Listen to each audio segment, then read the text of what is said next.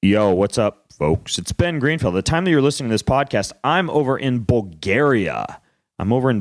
Speaking at a conference to teach young men how to be healthy and wealthy and full of wisdom. I'm not wealthy, nor am I full of wisdom, so I'm just going to do the first part, the healthy part. That's my job. But I'm over speaking in Bulgaria, and then for those of you in the California area, I'm going to be flying back over to Monterey to race a Spartan race in the beautiful hillside country of Monterey. You can go check out any of my journeys or my adventures. You can meet me, or we can hang out, or we can go race together. It's a lot of fun. Trust me, when you're crawling underneath barbed wire, covered in mud with your back bleeding, that's a lot of fun. Just go to BenGreenfieldFitness.com/calendar, and you too can join in on any of my crazy adventures, see what I'm up to, see where I'm speaking, because there's a lot of different places around the globe that I'm going to be speaking at over the next couple of months. Really cool conferences. I only go speak at places that I actually enjoy, that I vouch for. So check it out, BenGreenfieldFitness.com/calendar. I'll be heading to Pennsylvania, North Carolina, all over the place, mostly for Spartan races. But I'm also going to be speaking in New York in July at an event over there on a Tuesday night, like a food and nutrition series over at a chap named Chef David Boulez. David Boulez Nutrition Nightly Get Together is what I just named it, because I don't remember what it's actually called. Anyways, though, all that's over at BenGreenfieldFitness.com/calendar. Speaking of nutrition, I want to tell you about today's sponsor before we jump into today's show about one of the best books that I have read this entire year. One of my favorite books in the world, actually. You're going to have to wait for that, because this podcast is brought to you by this very, very unique approach to meal replacement. So what this company has done is they've taken healthy fats like macadamia nut oil and omega-3 chia extract, and they've combined that with fiber and prebiotics like green banana resistant starch and acacia fiber and organic sweet potato. And then they've added nutrients to that, micronutrients like chlorella and wheatgrass and barley grass. And then also probiotics like lactobacillus acidophilus, same stuff as you'd find in yogurt, 6 other probiotics. Really good proteins like pea protein and collagen protein. They've blended this all together into an amazing meal that you just mix up, drink on the fly, mix with anything you want. I dump it in ice to make myself a little morning ice cream smoothie. It's called Ample. And you can get this stuff if you go to amplemeal.com, and you get 15% off when you use code Greenfield. The only limitation of that is their lifetime supply orders. You can't get that 50% discount on, but that deal is already pretty fantastic if you want a lifetime supply of this stuff. Otherwise, go to amplemeal.com and use discount code Greenfield to get 15% off. This podcast is also brought to you by this little green powder. It's like a green juice, but you don't have to juice stuff. What I mean by that is that they have gently dried all these superfoods so that when you want some juice as like a snack or a pre-workout, or when you're on an airplane, you want to quell your appetite, you actually don't have to put a juicer underneath your arm and carry it onto an airplane or into a hotel room or anywhere else where you want juice on the fly, because this company has cracked the code on how to make juice taste good and not oxidize and damage all the nutrients from the superfoods they use. And they've blended a whole host of ingredients. I'm talking spirulina, chlorella, moringa, mint, beets, matcha green tea, wheatgrass, everything in the kitchen sink. And you get a big whopping 20% off any of their green powders. You go to BenGreenfieldFitness.com/Organifi. That's BenGreenfieldFitness.com/Organifi and use discount code BEN to save 20% off any order from BenGreenfieldFitness.com/Organifi. Check it out. And now on to today's show with Mr. Patrick McCone. Ooh, I told you I was going to surprise you. All right. Well, now you know. I messed that up. All right. Enjoy the show either way. In this episode of the Ben Greenfield Fitness Show, humming will increase nitric oxide production by 15-fold. So that's why there's some meditation techniques that it involves humming, so there's vibration of the sinuses to produce nitric oxide.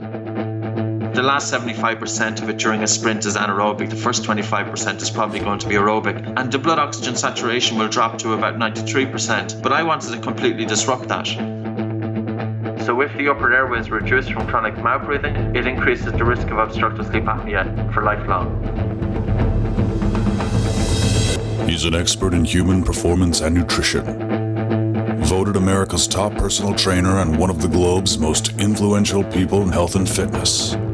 His show provides you with everything you need to optimize physical and mental performance. He is Ben Greenfield. Power, speed, mobility, balance. Whatever it is for you, that's the natural movement. Get out there. When you look at all the studies done, studies that have shown the greatest efficacy. All the information you need in one place, right here, right now, on the Ben Greenfield Fitness Podcast.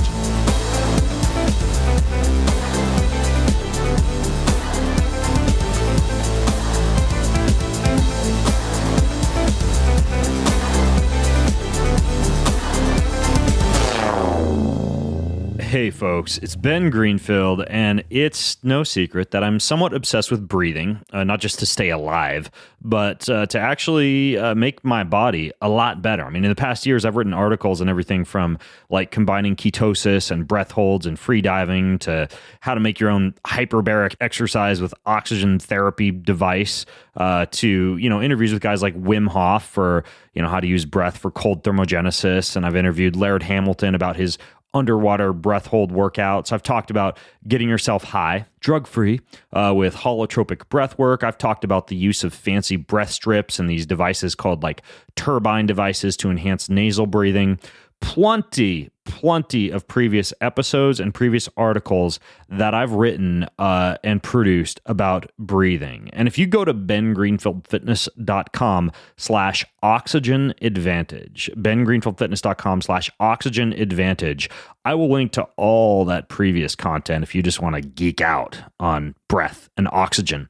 However, there is a guy who I've been wanting to get on the show for a long time because his book is one of the best books on breath work, and I finally managed to wrangle him onto the show. His name is Patrick McKeown, and he wrote this book called The Oxygen Advantage. And the things that he talks about in this book, everything from this test called the Bolt test to why overbreathing might be a bigger issue than underbreathing, to the link between breathing and weight gain, to how to mess around with things like pulse oximeters. I mean, he's got all sorts of information that I haven't had a chance to talk about before on the show, believe it or not. And so I've got him here with me. And I'm going to pick his brain about this book, The Oxygen Advantage, because I have plenty of questions that I think you guys are really going to benefit from.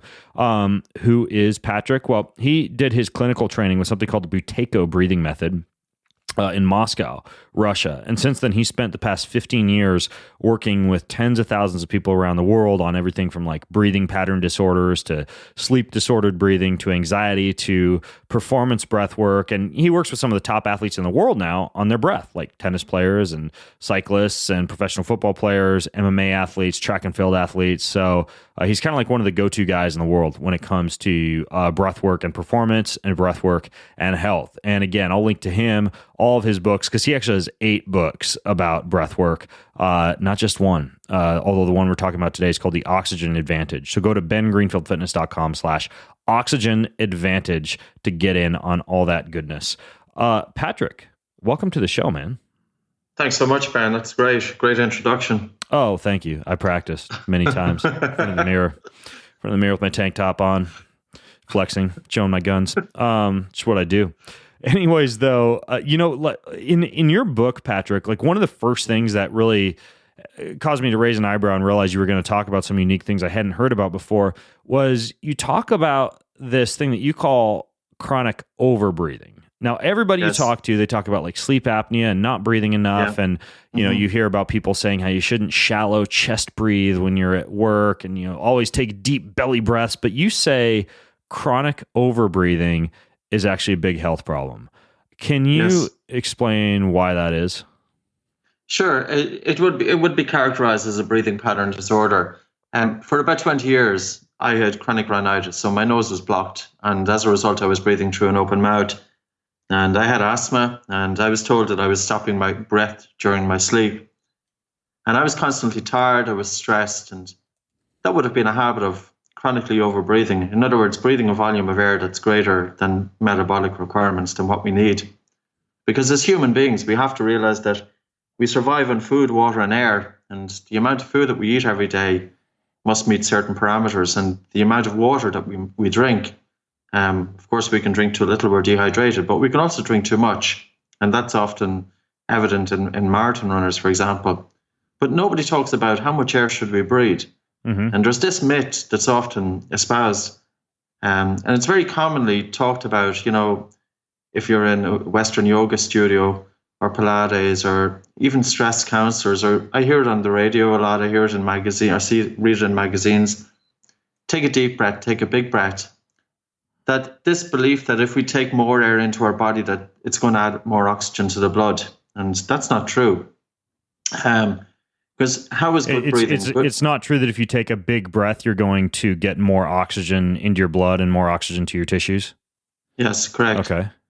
So by breathing more, because during normal breathing, when your breathing is light and through the nose, driven by the diaphragm. So in the true sense of the word, we do encourage deep breathing. A deep breath just means that we're using the diaphragm. And if you breathe through your nose, you'll tend to use the diaphragm more than if you breathe through the mouth. For example, any of your listeners can demonstrate that. All they have to do is look down at their chest, take a breath in through the mouth, and they'll see that it's the chest that will rise and fall. So it's a thoracic breath, and that would be a shallow breath. Breathing through the nose. It's called a thoracic breath. A thoracic breath, because you're using the upper part of the thorax, you're using the upper chest. And it's not a very efficient way of breathing. And many people have developed that habit because mouth breathing is very, very common. Even in children, studied children, it shows that up to 50% of children studied are persistent mouth breathers. And it has a huge knock-on effect on the development of a child, which is probably a different topic from what we're talking about. But when we breathe through the nose, we pick up a gas called nitric oxide that's released from the paranasal sinuses. And we bring that nitric oxide into the lungs, and nitric oxide sterilizes the incoming air. It opens the airways, so it's a bronchodilator, but it also assists in what's called ventilation perfusion. As human beings, because we're sitting upright or we're standing, most of the concentration of blood in the lungs is in the lower lobes of the lungs. But a lot of us are ventilating, our breathing is in the upper lobes. So there's a mismatch there. So when you breathe through your nose, you'll tend to activate the diaphragm. So you bring the air from the upper part of the lungs to the lower. But when you carry nitric oxide in the incoming air into the lungs, nitric oxide brings the blood from the lower parts of the lobes to the upper. So ventilation perfusion improves by virtue of nasal breathing. And this is why some theorists have suggested that, and I've seen it in a number of papers, between 5 and 15% improved oxygen uptake in the blood through nose breathing. Through nose breathing. Now, you said also, you said something interesting. I believe you said that nitric oxide can sterilize the air when you breathe through your nose. So does that mean, like, if let's say I'm waiting like on that little runway that you walk down the ramp to get onto an airplane where everybody's, like farting and there's germs all over the carpet, or like in the airplane itself or wherever, you're saying like if I breathe through my nose, I'm actually going to sterilize that air like a built-in filter in a way? Yes, most of the people I would have worked with in the first 10 years would have been people with asthma, people with chronic colds, chest infections. And we've seen quite significant improvements to the instance of colds and chest infections through their breath. It's interesting because you talk about the benefits of nasal breathing, and it makes sense. I know you talk in the book not just about the nitric oxide release, but how about it warms and humidifies the incoming air. So when the air reaches your lungs, it's at a more, I guess, like biologically appropriate temperature. But when I asked you this question, I was asking about overbreathing. Can't you overbreathe through your nose just as easily as you could overbreathe through your mouth? Yes, you can. It's very easy to measure somebody's blood oxygen saturation. You can buy a pulse oximeter. We use a brand, it's an American brand. You pick them up for about $90 to $100. We use one called Nonin. And it's a little finger probe you put on your finger, and it'll tell you that your blood oxygen saturation is generally between 95 and 99%. If you start breathing more, you're not going to add any more oxygen to the blood. If the blood is already almost fully saturated, you can't add any more oxygen. It's like a glass of water that's full. If you keep pouring water into it, well, you're not going to add any more water into the glass. So you couldn't go from like 97 to 98 by doing a whole bunch of like deep, I don't believe so. Nasal breaths. Because the problem there is by taking the deep breaths or the big breaths, you offload CO2 and carbon dioxide. It's not just a waste gas. People often talk about it, bring in as much oxygen as possible and get rid of as much CO2. But the release of oxygen from the red blood cells is dependent on the presence of carbon dioxide. So if you're breathing hard, such as taking big breaths, well, you're going to offload CO2. So the bond between the red blood cells and oxygen is going to strengthen. But another role of carbon dioxide so basically the red blood cell is not going to release oxygen as readily as it normally would if I'm taking these great big breaths. Exactly. The amount of oxygen delivered to the tissues is reduced when we breathe more than what we should do. Okay, and got it. Not only that, but our blood vessels there's smooth muscle embedded in the blood vessels, and carbon dioxide is a relaxant of the smooth muscle. So if we're breathing hard, again, the smooth muscle surrounding in the blood vessels is going to constrict. So our blood circulation can be impaired by breathing hard. So when people talk about cold hands, warm heart, it's not correct. Cold hands, you're breathing too much. Brain fog even, like the amount of oxygen delivery and blood flow to the brain can reduce by between 25 to 50% from taking big breaths. That's why sometimes people feel dizzy. If you tell them to take 5 or 10 big breaths, they start feeling lightheaded. That's not because of a super oxygenation. That's the opposite effect is happening. So if you blow off too much carbon dioxide because you're breathing too heavily, whether you're breathing through your nose or through your mouth, if you're just like breathing too heavily, then that would put your body into, and correct me if I'm wrong here, a more alkalinic state, wouldn't it, by breathing off CO2? Yes, correct, in the short term. But we'll want to bring the pH back towards 7.365. So what it does is that the kidneys will dump bicarbonate. And in that instance, then pH will be normal, but you're going to have reduced buffering capacity. You will have reduced bicarbonate and reduced carbon dioxide. So now you're stuck in a more chronic state of hyperventilation. So short-term overbreathing, like it wouldn't really cause all that much harm, in fairness. If you were doing it for 1 or 2 minutes, it wouldn't do any harm. Right. It could stimulate the immune system. You mean if you're doing like a Wim Hof style? Yeah. If you're doing like short periods of that during the day, that's actually going to. I mean, and Wim's shown that when I've interviewed him. Right. When I've interviewed him, he's talked about the decrease in inflammatory cytokines, the strength in the immune system, the ability to withstand the rigors of cold, etc. But what you're saying is, if you're just like this all day long, you're going to breathe off a bunch of CO2. You're going to become overly alkalinic, and basically you're not going to cause any additional oxygen saturation over and above what you'd normally have. Exactly. People, it's very, very common for people to breathe more than what they need. They're talking. Talking increases breathing. So if you've got somebody who's talking a lot throughout the day, a school teacher, somebody in sales, they'll often feel exhausted at the end of the day.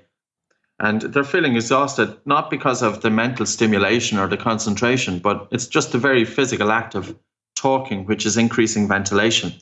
Stress increases breathing dramatically.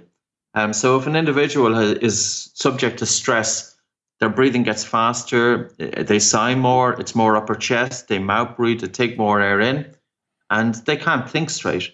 And you can't think straight because the amount of oxygen that's going to be delivered to the brain is going to reduce, and brain cells get very excited. So stress, in the long term is very, very harmful for the human being. We're not able for it. Processed foods will also intensify breathing, foods that stimulate breathing. Really? Whereas alkaline, yes, we would believe so. In terms of, we use the BOAT measurement as you were talking about, and some people who, from overconsumption of processed and acidic foods, that will have some impact on their breathing. And I think most people can experience that, they'll feel it. The foods that will have least impact on breathing are raw foods, especially fruits and vegetables. Water has no effect on breathing. But so explain to me the mechanism here. So what you're saying is, let's say I eat hamburger and fries, right? Which I guess would be considered like a little bit more of an acidic meal. Maybe throw a Coke in there or a cup of coffee or something like that. What you're saying is that would stimulate me to overbreathe more because when I overbreathe more, I'm becoming more alkalinic to rebalance the acidity of that food. Like the body's natural mechanism would be to adjust the pH by breathing in more and by exhaling more, specifically by breathing off CO2. Yes, carbon dioxide is acidic. So the body, to bring pH back to normal, breathing intensifies. CO2 is removed from the blood through the lungs, and pH goes back to normal. Like, we can't say that that's conclusive. It's still a very controversial area, the effect of food, acidic food, alkaline food, and the effect it's having on blood pH. But blood pH, the body always wants to go back to homeostasis, that blood pH is always 7.365. And there is a connection between the breath. We see that people, for instance, who go on fasting for 5 to 10 days, their breathing will improve dramatically. Whereas people with a very processed diet, they'll tend to get breathless more easy. And if you look at the people who are obese, look at their breathing. It's really, really poor. You'll often notice it. They get breathless very easy. And it's not just because they're carrying the extra pounds. Of course, that's going to cause them to be breathless. But even if they were just sitting in a chair, their breathing is going to be very intense. And then when they sleep at night, their breathing is intense. So they're at a higher risk of obstructive sleep apnea or even just snoring. So that actually, that begs like the chicken and the egg question. Do you think that people who are obese, who are overbreathing because they've got crappy acidic diets that are causing them to want to breathe more so they become more alkalinic? Or do you think that a whole bunch of chronic overbreathing, because you have sleep apnea or whatever, that's making you really alkalinic, makes you crave acidic, unhealthy foods to restore the proper alkalinity? Yeah, or the proper acidity, rather. This is the interesting one. No, but I don't think anybody is going to know for sure. It's kind of a hypothesis that's out there. It could be plausible, but we do know that when we change somebody's breathing, that we often see a change in metabolism. And people then who would have had cravings towards more processed foods, now, is it because they're becoming more health conscious? The other aspect is that their breathing gets better so they can partake in physical exercise easier. Because before, these individuals would go out and do physical exercise, they get too breathless, they're too embarrassed about it, or they might feel too conscious about it, so they stop doing physical exercise. So that's why we say to people, even if you're a couch potato, you can reduce your breathlessness by changing your breathing when you're sitting down. And this is evident by the Bolt score. And the Bolt score, it's a very, very simple test. Yeah, could I ask you one other question before we talk about the Bolt score? Sure. Because I do want to ask you about that. When you talk about overbreathing, obviously you've mentioned before how short periods of time spent overbreathing is not an issue. But since reading your book, I'm curious about all those people who are out there, maybe who are exercising, especially like endurance athletes, for example, 60 to 90 minutes a day, and in many cases breathing hard during those exercise sessions. Is that too much overbreathing? Because I've thought about this before. Here's my thought pattern on this.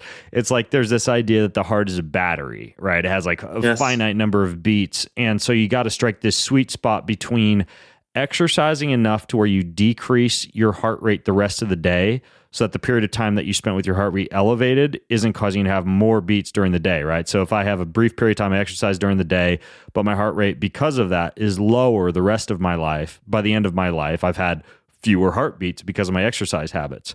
Would breathing kind of like, is there a sweet spot with breathing to where I can breathe hard and deep and long and over breathe during my exercise sessions, but then that's resulting in me breathing less or being better able to control my breath pattern the rest of the day? Does that make sense? Is there kind of like a time period during which you would overbreathe that it does become deleterious, like 60 minutes or 90 minutes or anything like that? Not so much a time period, but it's relative to, you can imagine two people going for a run and one person is breathing harder for that same level of physical exercise. And a strength and conditioning coach may say that the person is out of condition, but I work with football teams and these individuals are training, they're all training at pretty much the same rate, but yet some of the individuals have poor breathing habits and it's holding them back. It's normal for our breathing to increase during physical exercise because there's a metabolic demand for oxygen, but also the metabolism is generating more CO2 and the muscles get hotter. So when the muscles get hotter and there's increased carbon dioxide in the blood, more oxygen is delivered to those tissues because there's a right shift of what's called the oxyhemoglobin dissociation curve. So it is normal for our breathing to increase during physical exercise. But the real question is, how much does your breathing increase by? Because you will have individuals who have poor breathing habits during the day, and then that translates when they go and do physical exercise. Yeah. They're breathing in excess of what they should be, and that's actually going to cause less oxygen to be delivered to the tissues. And that's why, for recreational athletes, I would encourage them to nose breathe. Nose breathing, you've got a better oxygen uptake in the blood. You've got a better oxygen delivery to the cells. The amount of oxygen that's taken up by the cells is better. There's also a better recovery. There's less stress in the heart because, as you say, I would totally agree with you, Ben. It was a very interesting study. It was conducted in 1908 by Jan Del Henderson, and he was a Yale professor of gases. And basically, professor of gases, is that what you said? That's a thing? That was his, Interesting. That was his that's what he was described at the time. But I've been called a professor of gases before, but for different reasons altogether. Anyways, though, so what about this dude? So he kind of conducted experiments with dogs, and he changed the amount of air that was pumped into the dogs, and he regulated their heartbeat primarily through their breath from 40 beats per minute up to 200 and back down again. And it didn't have very good consequences for the dogs. But his research, even though gruesome as it is, his research points to the whole relationship between how we breathe and cardiovascular or cardio functioning. Because there's a huge relationship between, if we're breathing too hard, the amount of blood flow that's delivered to the heart is going to reduce, because the heart is a muscle. So the heart needs its own supply of blood flow and its own supply of oxygen. But if you get an individual who gets up on a treadmill to do a stress test, and he's working himself too hard, and he's very unfit, and he's breathing really, really hard, well, the whole purpose of that is to see, well, what effect is that having on the heart? Is there reduced coronary blood flow? Is it having alterations, ECG readings, for example, like ST segment depression or inverted T waves? Because that can be altered through your breathing. And just because that, now it comes into my head that taking 30 big breaths in and out, that was called the hyperventilation provocation test, but doctors decided not to do it. The reason being was because it caused ischemia, the amount of blood flow getting to the heart reduced. So it's something that will be suitable for a lot of people, but it mightn't be suitable for everybody. Okay. So we don't do it. We don't do the hyperventilation, but that's the effect. Overbreathing can have quite a profound effect, Interesting. Yeah, that described me to a T. When I used to exercise, I almost would use breathing to get me tired, to make me feel like I was more tired during exercise, even if I could be less tired by just doing deep nasal breathing. And since I've started to adopt more of the techniques that you discuss in the book, right, like deep nasal breathing during the day, not over breathing, not shallow chest breathing, kind of like striking that balance between breathing enough, but not taking these enormous nasal breaths throughout the day. I do the same during exercise. And so it's pretty seldom now during exercise where I open my mouth, right? Unless I get very anaerobic, I actually take the same breath patterns into my workout now that I use during my day. And so I think that's a definite advantage when it comes to your exercise sessions, not putting you at risk of being too over-breathed, if that's a word, and too alkalinic coming out of your exercise routine, in which case we all have learned you're going to crave a burger and coffee. So this bolt measurement that you talk about, explain to me what it is and why it's such a big part of the book. Like what's the bolt measurement? So the bolt measurement is, you take a normal breath. You have to be sitting down for about 10 minutes, first of all. You take a normal breath in through your nose, a normal breath out through your nose, and you pinch your nose, and you count it in seconds. How many seconds does it take until you feel the first definite desire to breathe? So it's a measurement. It's not a measurement of how long you can hold your breath for. Your breath at the end of the bolt should be pretty normal, but it gives you very, very good feedback of relative degrees of breathlessness. So William McArdle, he wrote a book called Exercise Nutrition, and in that book he's talking about the normal breath hold time after an exhalation should be 40 seconds for an athlete. And 40 seconds is what we would be looking at as well. There's a correlation between spirometry and lung function and BOLT. We've used it with thousands of individuals with asthma, exercise-induced asthma. And anybody with a BOLT score of less than 20 seconds, there's no question that it indicates overbreathing. Less than 20 seconds. So if I'm just breathing normally, so I sit for 10 minutes, so I'm not like gassed, and I breathe normally. I breathe in through my nose, normal breath out through my nose, not like a full forced exhalation of air, just a normal breath out, and then I wait. I should be able to wait at least 20 seconds. Well, it's a minimum. It's a minimum that we'd be looking for, but you'd be so surprised. Like, I've worked with some of the elite athletes in the world, Olympic athletes, and their BOLT score has been as low as 10 seconds. Now, what that's telling me is that, yes, they're achieving what they achieve, but they're putting their body under a lot of stress to get there. Because, there's no point in doing physical exercise and you're breathing so hard and so intensely. Like, I had one cyclist who came into me and he told me that it would take him a half an hour to recover after a race, that his breathing would be so intense for a half an hour afterwards. And I said, listen, that's a stress to the body. This is where we want people to be able to recover easy. And a higher BOLT score, you get better oxygen delivery to the tissues, you're better able to sustain it. It's like economics, if you've got a car, that could be like a Toyota Prius or something that's doing 70 miles to the gallon. It's very economical with its fuel. Or you've got a big Hummer and that's doing 10 miles to the gallon. Well, humans are the same. How economical are you with your oxygen intake? So can you have light breathing during your physical exercise? And that's better. And, I think that kind of makes sense. If you see somebody walking down the street and they're walking down the street and they're really breathless for the amount of exercise that they're doing, well, you're going to say, well, at the very least, they're unhealthy or they're not fit, so there's improvements to be made there. So I don't know, man. That Hummer comes in pretty handy during a zombie apocalypse or when you got to go off road. Just saying, don't shove Hummers under the bus. Actually, you know what? That reminds me, because you talk about humming in the book.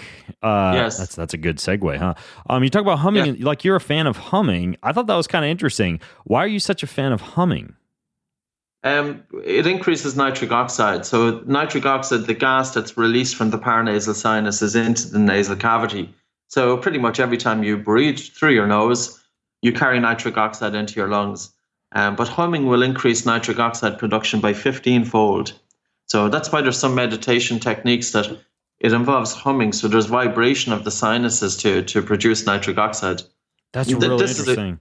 I know humming, chanting, singing, things like that, they're really good for your vagus nerve health and for your parasympathetic nervous system. I'd never really read much about how dramatic of an increase in like sinus ventilation and nasal nitric oxide release they have until I read about that in your book, which is, it's kind of cool. It's like a little hack you can use, I guess, during the day for that nitric oxide release, right? Just start humming. Yes, and once you're going around with your mouth closed during the day, but also at night, because if we have the mouth open at night, have far higher tendency to wake up tired. And that's the way I was for 20 years. And here's an indication of somebody who's heavy breathing all night long through an open mouth. We breathe faster, more upper chest, we're taking more air into our lungs, and we're waking up exhausted. So it's a typical scenario of big breathing is not good. Yeah.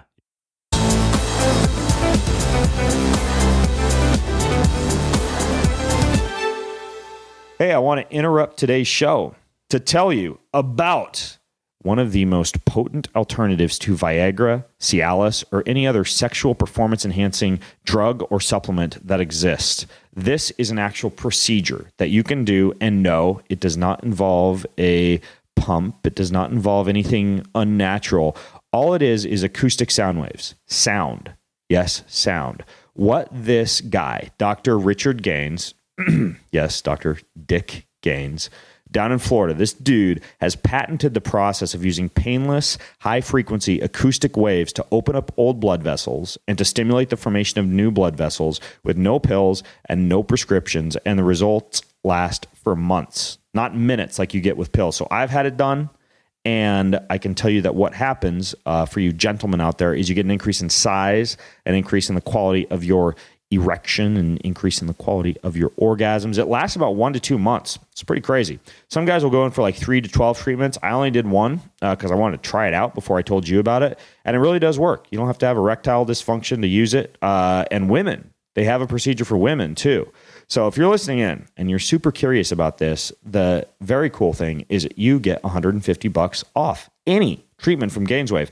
The way you do this is you just text the word Greenfield to 313131. That's Greenfield to 313131. And when you do that, you get $150 off of any of their Gainswave treatment at any of their 60 participating clinics anywhere in the nation. Or you can go to gainswave.com, GINSwave.com, gainswave.com, just to go check them out, see what they're doing. Click Find a Doctor and enjoy gainswave.com. This podcast is also brought to you by toothpaste. No, not really like toothpaste, but by a company that has, in addition to a variety of other extremely cool exercise items and functional food items and supplement items, my favorite great tasting earth-grown mouth freshening toothpaste on the face of the planet. It's got MCT oil in it. It's got all the teeth cleaning benefits of bentonite clay, a little bit of theobromine in there, which also helps to clean and whiten your teeth.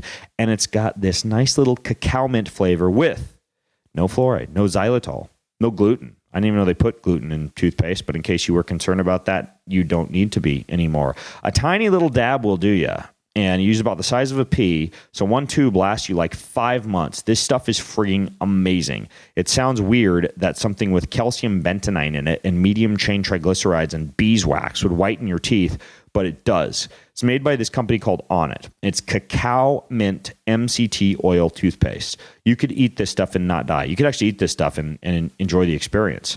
And you get 10% off of this toothpaste or anything else from Onnit when you go to BenGreenfieldFitness.com/Onnit. That's BenGreenfieldFitness.com/Onnit. That'll automatically save you 10% on clean, healthy teeth. Enjoy.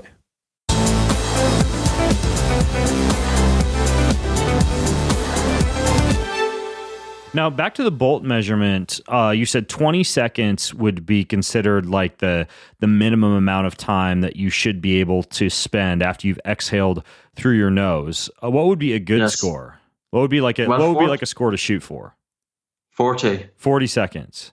Yes, okay. 40 seconds. Nobody do this while you're driving, by the way. I don't want you to pass out. So wait until you're sitting somewhere to do the Bolt score. Patrick, how would you get, like, let's say I wasn't at 40. I forget what I was at, but I mean, I was above 20, but I definitely wasn't at 40. What are some ways that you can actually increase that Bolt score? Like what's a method one would use to get a higher Bolt score? Well, the first step is to switch to nose breathing, and that's nose breathing day and night, and that's not going to be enough, but it's a good start. We also practice different exercise.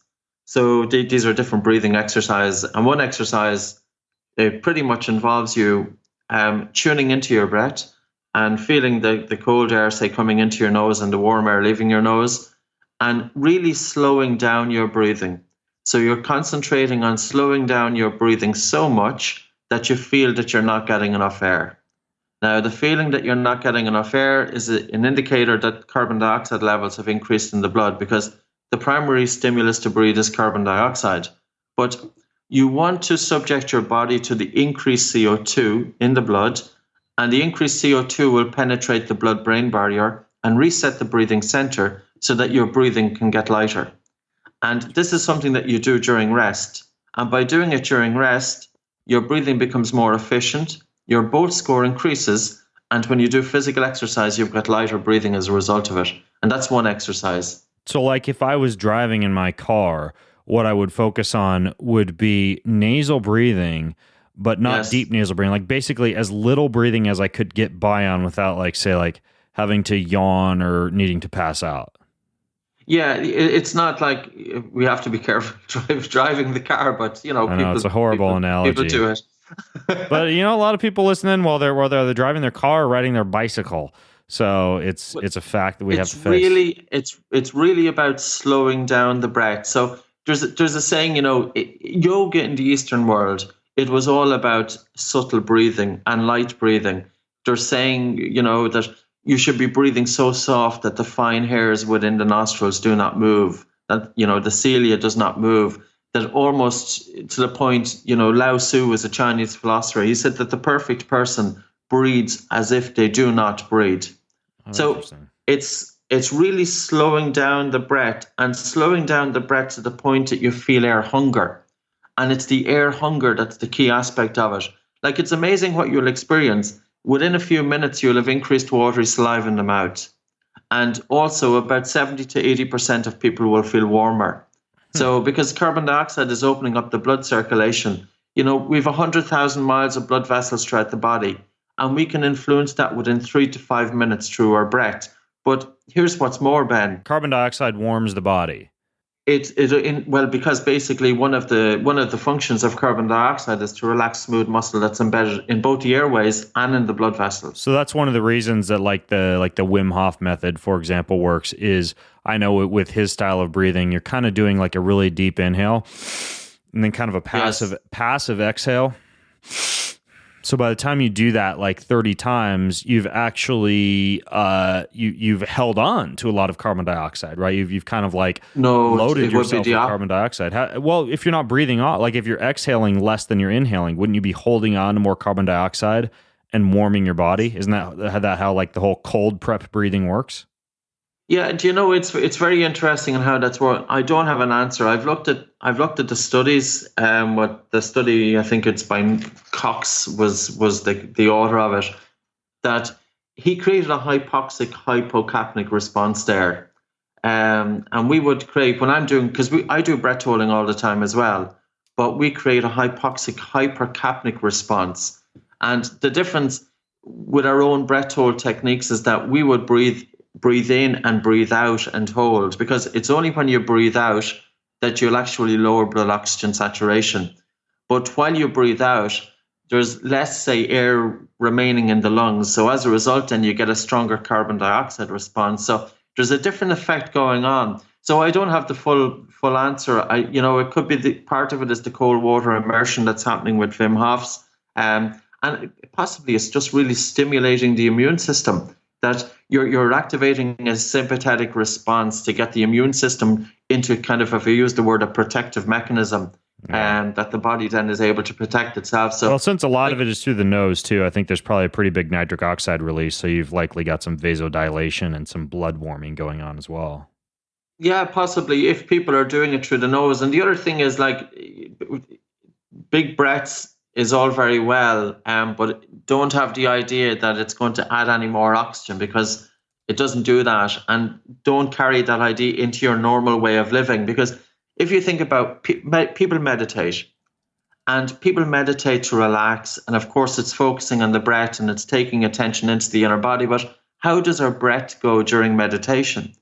Our breath, if you do 4 or 5 or 10 days of meditation, we'll say Vipassana meditation, the breath on the 2nd, 3rd, and 4th day will almost disappear to nothing. And that's the whole purpose of meditation. The meditation is designed not to take in bigger breaths. And that's how meditation is helping people to relax. And what we're saying is, well, really, really work on slowing down your breath. And there was an interesting study just come out of Stanford. It's only come out March of this year. And they looked at, you can influence your mental state by slowing down the breath. That they said there's a pacemaker in the brain, that when we get anxious, our breathing gets faster. So it's our emotions affect our breathing, but also our breathing affects our emotions. So say people then who have breathing pattern disorders, who tend to be breathing faster and using upper chest, that's going to stimulate a more stress response in those individuals. Right, because you have like baroreceptors in your chest that can increase the release of cortisol, right? That could be happening. I'm looking specifically here, when they were talking about the study about slow breathing, they were talking specifically what's happening in the brain. Like, there could be, of course, other things that's going on. So I think it's a really good, because modern life is pretty stressful for people. Even athletes, prior to a game, a lot of them get pre-match anxiety. And what I have them do is I have them do reduced breathing for 15 minutes the night before a game. With reduced breathing being the one where you breathe in through your nose, out through your mouth. And I think the exercise you give is in and out through your nose. I'm sorry, in and out through your nose. And I think the exercise you give in the book is you're like sitting down in a chair, kind of like looking in the mirror, totally relaxed. And all you're doing is what you talked about before, trying to get away with as little breathing as possible. Exactly. You're not holding your breath. You're not freezing the breath. You're really just focusing on it. And the whole objective is to really work on slowing down the breath. And it's really about slowing down the breath in, but not by taking a big breath in. So you're taking, we'll say a normal size breath in, but it's very, very slow. Mm-hmm. And then you have a completely relaxed breath out. And the objective, like in simple terms, is breathe less than what you were doing before you started. Now, some people may feel a little bit of panic because if the air shortage gets too much, so if you feel a bit of panic, just abandon the exercise for, say, 30 seconds and then start it again. But we use this exercise for pretty much all individuals, no side effects. And you'll feel the physiological benefits. And I also mentioned you will feel increased watery saliva in the mouth. That's activation of the parasympathetic nervous system. So we do reduced breathing or the breathe light exercise to activate the parasympathetic nervous system. And then we do the breath holding to activate the sympathetic nervous system. And with the breath holding, we use pulse oximetry. So we observe the blood oxygen saturation decrease to in around 80%. Is that what you want? Like if you're exercising, because you give like some workouts in the book. Yes. Actually, we should delve into those. But when you're talking about the workouts, I would love for you to talk a little bit about like what you should be looking for. Because I've wondered this before. I've got like a hypoxic air generator in the garage called a Hypoxico, and it's next to the treadmill. And sometimes I'll go out there and I'll put the mask on and I'll do a workout. And during that, I'll test my pulse oximetry with one of those little fingertip measurements. And sometimes it'll be sometimes it'll drop from like 99 to 91, but sometimes it'll drop, if I really push myself to 85 or to 80, or sometimes as low as like the mid 60s. I'm curious, A, what kind of breath hold workouts that you do with your athletes, and then B, what kind of drop in pulse oxygenation you have to get to before you start to get some of the big benefits of breath holding during exercise? If that's a complex enough question for you. No, that's fine. You don't really have to drop it all that much. Once you go in below 94%, you're going into hypoxia. But ideally is to get below 90%. So even at below 90. Yeah, below 90. So we range to get from 80 to 90%. And we don't encourage athletes. Now, sometimes our athletes do go below 80%. Sometimes they go into the 60s. We don't encourage it because people can get disoriented when oxygen levels drop too much. But at the same time, we want to push them. And the whole purpose of it would be it's pretty much like in intermittent hypoxia training, that you're pushing the body into a bout of oxygen deprivation and then normal oxygen. And that's causing then the body to make adaptations.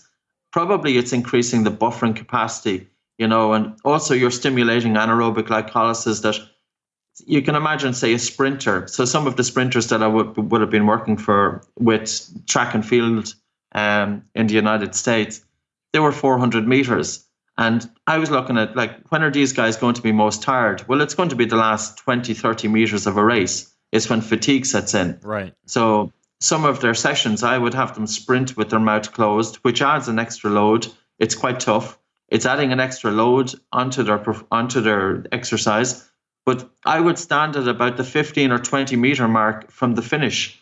And when they seen me, I would have them breathe out and hold their breath until they pass the line. Okay, so they're running like a 400 meter on the track. You're standing 20 meters from the finish line. Yes. They pass you, they blow everything out, and they just hold that out for those 20 meters till they cross the finish line. Yes, they'd have a passive exhalation and they'd hold their breath. And the whole purpose of that was to add an extra load that we wanted to completely disturb the blood acid base, because you see during a sprint, during a normal sprint with normal breathing, you will go anaerobic, for certainly after about the last 75% of it during a sprint is anaerobic. The first 25% is probably going to be aerobic. And the blood oxygen saturation will drop to about 93%. But I wanted to completely disrupt that. I wanted to bring these guys from 93%, say, down to 80% or 85%. And it's getting the body to make the adaptations that it will delay the onset of fatigue, and possibly also it's training the central governor system. If you believe that there's a central governor in the brain that's setting the limits of exertion. Right. That when you're pushing the body into a little bit more extreme, and not to the point that it's stressful, because these athletes are really, really well able for it. And, I've looked at studies involving blood gases, because it's free divers, for example. We can take the information from that. We look at how low do they drop the blood oxygen saturation in free diving, and we compare it to what we're doing. So we can make the comparisons. And there's a lot of studies now coming out of Paris 13 University, and very similar technique to what we've been teaching for 15 years. It's the exhale hold technique. And it's showing the benefits in terms of stimulating anaerobic glycolysis, delaying the onset of lactic acid, delaying fatigue, is improving time performance. So I think it's something novel that can be introduced to sports. It's new. It's early days yet, but I think it's promising. Yeah, when I interviewed Ted Harty, who's like this freediving instructor that I did a course with in Fort Lauderdale, he talks a lot about, and he wrote an article for a really good magazine I subscribe to. It's like porn for fishing. It's called Spearing Magazine. It's a great magazine, but he wrote an article in that magazine about how he'll go out and do just runs, right? Where every few minutes he'll hold his breath for 30 seconds or so. So his pulse ox will progressively grow lower and lower. And I agree with you. I think a big part of it too is kind of similar to what you get if you do like really hard sauna sessions, is you get an increase in your stress tolerance. You increase the rate of exertion you're able to achieve before the central governor in your brain begins to shut you down due to lack of oxygen, or due to too much carbon dioxide, or due to excessive heat, or, in the case of like cold therapy, due to excessive cold, et cetera. So it's almost like, that hormetic stressor. So it's just basically, in your case, what you're doing with your runners is towards the very, very end, when they're really tired, at the end of a certain interval, you have them blow out all their air, they hold it out, they cross the finish line, and then they recover, and they do that again for a few times in a row. Yes, that would be one of the ways that we would have worked with them. We also have exercise then to decongest the nose, which is based pretty much on a similar thing. A lot of athletes get hay fever, and if you've got hay fever or your nose is blocked, it actually can adversely affect your sleep. And if your sleep isn't deep, if it's not good, you're more likely then to wake up tired, and it's difficult to perform or to excel at the level you should be if you've got poor sleep. So we use the exercise. You can open up your nose by holding your breath as well. And this one is simple. You could do this sitting in your sitting room. You take a small breath in through your nose, small breath out through your nose. You pinch your nose, and you walk around holding your breath. And you continue holding your breath and walking until you feel, say, a medium to strong air shortage. And then you let go of your nose, breathe through your nose, and calm your breathing, and wait a minute and repeat it, and do it 5 or 6 times, and you'll feel your nose is decongested. And we've had that studied. We've had it studied at a hospital here in Ireland, and it reduced rhinitis symptoms at 70%, by 70%. And that's even if you've got a head cold, because think of the amount of cyclists who, for instance, get cyclist cough, or you overdo it during an endurance run and your lungs really feel raw and inflamed. Because if you're taking a large amount of dry, cold air into your mouth, it's basically sucking moisture out of the airways, and it's going to contribute to inflammation. And it will especially contribute to inflammation with people who are prone to asthma. So that's why we encourage nose breathing, because of course the nose is going to moisten the incoming air so that the air is arriving into the lungs in a moistened and warm state. Why do you have to pinch your nose when you do that? Why can't you just walk around kind of like holding your breath without pinching your nose? You could hold your breath. It's a little bit easier though when you pinch your nose. It's a little bit easier, because that would clear up congestion. Like if you have a head cold or something like that, or you're congested from, I don't know, swimming or anything like that, you just basically hold your breath. You exhale through your nose, blow out all the air, pinch, and just walk around for a little while. Yeah, walk around. And the whole objective is that this now is also a measurement of your upper tolerance of breathlessness. So we talked about the Bolt, and that will measure kind of your relative breathlessness both during rest and during light physical exercise. And then we use the nose unblocking, the measurement. So I would like athletes to be able to hold their breath for up to 80 paces. And I do that sometimes when I'm walking. I'll just like count how many paces I can take with my breath held. But it's a great way. There was a runner back in I think the 50s. His name was Emil Zatopek, a Czech runner, one of the best runners that had ever competed, certainly at that time. And he started off interval training, but he also started breath holding, and he would do something similar. He would breathe in, he'd breathe out, he'd hold his breath, and he would hold his breath until he reached a certain poplar tree along a roadside. And he kept on every day. He held his breath until he passed one more tree. Yeah. So he built up his tolerance of the blood gases. That's great. That's what I do with telephone poles. I'll pass the telephone pole and just be like, all right, can I hold my breath for 30 paces or 40 paces? And I've been able to since I started doing this, for the past couple of years, I do, like, especially when I'm jet lagged or I've been traveling somewhere, it's a perfect workout because I want to go see the city, right? I want to go see where I've landed, but I also don't feel like a hard workout at the gym. I'll just go out on a walk. I'll breathe through my nose using a lot of the techniques you already talked about. But then, like, I'll pass a telephone pole or tell myself, okay, every time I pass a stop sign or every time I cross a road, I'm going to hold my breath. And I know for me, if I can go in like that 70 to 80 pace range, that I'm doing pretty well as far as increasing my breath hold time. You even have you have a trick in the book that you talk about to actually increase your breath hold time. It's like a baking soda trick. Can you go into that? Sure. Bicarbonate of soda, you can buy it in any supermarket, and it's probably better to get a good quality one, maybe to get one from a natural food store, one that doesn't have aluminum. But basically, if you you don't want to take too much of it. If you take a half a teaspoon to a teaspoon, not a tablespoon, but a teaspoon, and you could add it to sparkling water, carbonated water, and drink it. Just drink a glass. But the bicarbonate of soda will increase your breath hold time by about, in studies, it shows it increases breath hold time by about between 8 and 10%. But it also significantly acts as a buffer to acidity.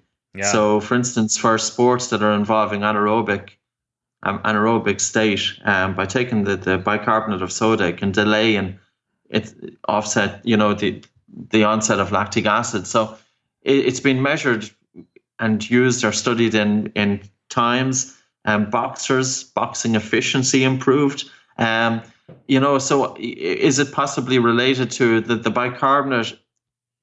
Carbon dioxide in the blood it will dissociate into hydrogen ion and bicarbonate. So by ingesting bicarbonate, are you possibly increasing the buffering capacity in the blood? And maybe that's what's happening. So probably something similar to the exercise that we do. Yeah. Because sometimes people with asthma, if I felt that their symptoms were a little bit stubborn and I couldn't really shift it, I'd have them actually take the bicarbonate of soda, and I'd use that because they made quicker recovery. It was just kind of a little bit of a launching pad for them, just to start making some progress. And then they'd find the exercises easier to do, and they could stick with them that way. Yeah, you can get a little bit of a similar effect with other like kind of alkalinic substances like apple cider vinegar, or even like carbonated water, right? Like just drinking like Perrier or Pellegrino water can help with breath hold time a little bit. It's kind of, and with those you have a little bit less risk of blowing out your pants as you do with you got to be careful with like bicarbonate of soda. Most of the research that's done that shows it to be pretty efficacious without gastric distress involves like 2 to 3 hours leading up to the time when you want to use the baking soda for better acid tolerance or better breath hold time. Yes. You actually take small amounts, right? Like a quarter teaspoon every 20 minutes for 2 or 3 hours. If you don't want to get that stool loosening effect of baking soda, you got to be careful. You don't want to be halfway through your breath hold and have to pull out the dude wipes. Another thing that you talk about, Patrick, is like a way that you can help yourself to ensure that you actually do this nasal breathing for quite a long period of time. And like I mentioned in the introduction, I've talked about like that turbine before, that thing you can put in your nose that a lot of like Tour de France cyclists will use to open up their nasal cavity for nasal breathing during exercise. You could even use one of these Breathe Right strips, but you talk about a different way to use a strip. You talk about like, I believe taping your mouth shut rather than taping your nose open, taping your mouth shut. Can you go into how one would do that and why? Sure. Primarily during sleep. This is something that we have advocated, and I practice it myself. It's a very simple tape. We usually buy it in a drugstore, and we just fold over a tab on each end of it, and we just place it across the lips. You could do it horizontally or you could do it vertically, Like, of course, common sense has to prevail. Don't do it if you're feeling tummy upset or if there's a risk of vomiting or if you've been drinking alcohol. Don't use it on young children. But other than that, don't tape the kid's mouth shut before they go to bed. It's good advice. Absolutely not. But you'd be surprised to have to kind of emphasize it. Wow. But we use it because it ensures nasal breathing during sleep, and there's no comparison. You know, the difference between having the mouth open during sleep and having the mouth closed, there's literally no comparison. Now, it's not that everybody will feel really alert when they wake up, but many, many people do. You know, the risk of sleep disorders are significantly more prevalent, including snoring, because snoring through the mouth and vibration of the soft palate, obstructive sleep apnea, when basically you stop breathing during sleep, that significantly increases when we have the mouth open. So the quality of a person's sleep is so much better by breathing through the nose. Now, the other aspect of it during sports, and I think the Turbine is an interesting product, Caucasians, especially if we've been mouth breathers during childhood, we can tend to have a narrow nasal cavity, because this is really so important, and a point that I want to stress. I was a mouth breather for all of my life, and nobody once said, Patrick, breathe through your nose. And I'm looking at studies now that 50% of kids are going around with the mouth open. Wow. If the mouth is open, the tongue isn't resting in the roof of the mouth. And basically, it's by having the mouth closed and the tongue resting in the roof of the mouth that shapes the palate. So the tongue is a U-shaped, it's wide. So by having it fit into the roof of the mouth, it drives the jaws forward, but it also creates a U-shaped profile. So really, when we look at this, is if the mouth is open, it's almost as if the whole face sinks downwards. So the upper airways, which we'll consist of basically your nose and your throat, that the upper airways reduce from chronic mouth breathing. So if the upper airways reduce from chronic mouth breathing, it increases the risk of obstructive sleep apnea for lifelong. So as nose breathers and mouth breathers during childhood, studies as well show reduced respiratory muscle strength, reduced quality of life. And this is so well documented. So it's that classic like recessed jaw weak look versus like that rugged, exaggerated jaw. You're saying you can have like a stronger, squarer jaw or stronger, more square jawline, better forward position of the jaws, like high cheekbones, like everything that we like when it comes to like facial symmetry and facial characteristics by simply, you know, when you're a kid, avoiding a lot of this mouth breathing that a lot of kids these days do, you know, because of everything from whatever autoimmune issues and you know, stuffy noses to stress to all the other things that could cause one to become a mouth breather. What you're saying is it actually changes your face. Yes, that's crazy. There is absolutely no question. Like, a lot of my work is with dentists, especially in giving talks. And there's some tremendous orthodontists in the United States, Dr. William Hang, Dr. Jim Bronson, and all of these they're all talking about, listen, we have to get kids breathing through their noses because this is an epidemic happening. Now, on a good positive note, we're making advances, and the doctor who discovered obstructive sleep apnea back in the 1970s, his name is Dr. Christian Guilleminault. Mm-hmm. So he's a French doctor who works from Stanford, and he's now written papers in the last 2 to 3 years emphasizing the importance of nose breathing during childhood, because he's saying if the mouth is open, these kids are going to have sleep disorder breathing. And he said literally their brains, I was at a talk of his when I was in Bordeaux in France, and he said the kids' brains are getting fried. And those were his words, by virtue of having the mouth open during childhood. And the whole point of this is the next generation. Nobody is telling these kids to breathe through their noses. You know, I think it's really important. It's important for adults. It's important, of course, as parents, but it's really important for our kids because they are the next generation. And we can prevent some of the issues from happening by just getting this little message out there. Yeah. I mean, when I do those breath hold walks, I'll a lot of times do them with my kids, and I'll just, I don't force them to do anything. I don't like to force stuff on my kids, but I'll tell them, hey, Dad's going to breathe through his nose all the way up until that telephone pole up there. And then when I get to that telephone pole, I'm going to hold my breath as long as possible. And a lot of times they'll do it with me, and I'll watch them kind of like out of the corner of my eye. And you can tell, like, if their mouth's like hanging open versus if their mouth is closed, their jaw's kind of set and they're breathing through their nose. Yeah, I mean, I never really realized the importance, though, when it comes to facial symmetry that you talk about in your book. And of course, the activation of the parasympathetic nervous system, some of the other benefits of nasal breathing that you talk about. But then you also talk about longevity. Specifically by using I think you use the naked mole rat as an example. Oh, yes. I found that fascinating. Can you go into why you talk about the naked mole rat in the book? Yeah, it's because small creatures don't really live that long. You know, there's a saying from yoga, Eastern yoga, that your life is measured not by your years, but by the number of your breaths. And a mouse, for example, breathes very quickly, and they last, especially a rat, say, for instance, they might last a couple of years. But there's a rat that's in Africa, and it's called a naked mole rat. Now, it's not the most attractive looking creatures. But basically, it lives underground, and it lives in colonies where there's maybe 100 rats together. And they're in darkness, and the situation is that they're quite far underground. They can live as much as 8 feet deep. And the amount of oxygen that's in their environment is actually lower than it would be in the atmosphere. But the amount of carbon dioxide is higher. And scientists are very interested because these rats are exposed to a lot of oxidative stress, which should, in theory, have a negative effect on them. But yet, when the scientists injected cancer into the naked mole rat, the rat is able to resist the cancer. So here scientists then are wondering, well, what's exactly going on here? And I don't know. I don't know what's going on, but most certainly they can live up to 30 years, 15 times longer than their cousins. They're in a low oxygen, high carbon dioxide environment, and they're exposed to a lot of oxidative stress, and yet they can resist cancer. So I think there's something in that, that may be applicable to human life. And I think the whole thing about lower oxygen and high carbon dioxide, I think it's interesting, because as human beings, we're not doing the same amount of physical exercise that we did by our ancestors. Yeah, I'm actually going to link to this in the show notes because I sat in on a lecture when I was at this place called the Ancestral Health Symposium.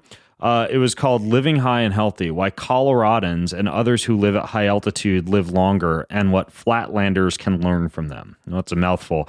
This is a dude named Todd Becker, and he actually gave this talk, and he talked about how people in Boulder, Colorado live for a disproportionately longer amount of time, even when you account for factors like, how much they exercise and the fact that they all eat, expensive, healthy, hippie food there. The idea is that because of that reduced saturation of oxygen in the blood at high altitude, there may actually be some kind of a strange longevity benefit, which you wouldn't think, right? You'd think less oxygen, you might not live as long. But less oxygen means less oxidation, right? Yeah, and less oxidative stress and maybe less reactive oxygen species. Who knows? I remember looking at one study of the Indian Army, and they had 20,000 soldiers stationed at high altitude. And this was over a long, long period of time, many, many years. And the soldiers were so bored at high altitude that a lot of them were drinking excessive alcohol, etc., because they had nothing to do. Yeah. But plus it's more fun to drink at altitude. Everybody knows that. When they compared the health of the soldiers living at high altitude, they had actually better health. They had reduced diseases than the guys who were at sea level. So I think there's something in that. Traditionally, if people got sick with tuberculosis, they were often sent, or even with asthma, they were sent into mountainous regions. Yeah. Not necessarily because the air was cleaner, but because of the atmospheric the concentration of oxygen. Yeah, see, everybody's skinnier in Boulder because nobody craves hamburgers because their blood's all their blood's all I guess it would be not too alkalinic, right? They've got that perfect blend of acidity and alkalinity. This is fascinating. I think everybody should read this book. So if you're listening in, first of all, I'll link to the book. I'll link to everything else that Patrick and I talked about. Just go to BenGreenfieldFitness.com/oxygen advantage. That's BenGreenfieldFitness.com/oxygen advantage. I'll also put a link to that talk I was mentioning about longevity and altitude as well that I saw over at the Ancestral Health Symposium. I'll link to Patrick's book. I'll even link to some tape you can give your kids to tape their mouth shut during sleep because Patrick said so. Anyways, though, Patrick, thanks for coming on the show and sharing this stuff with us, man. It's a fascinating book. I think everybody who's interested in breathing, or at least as obsessed with breathing as I am, should read it. Thanks for what you're doing. And I simply love this stuff. So I appreciate your time today. Great. And thanks very much, Ben. It was a great chat.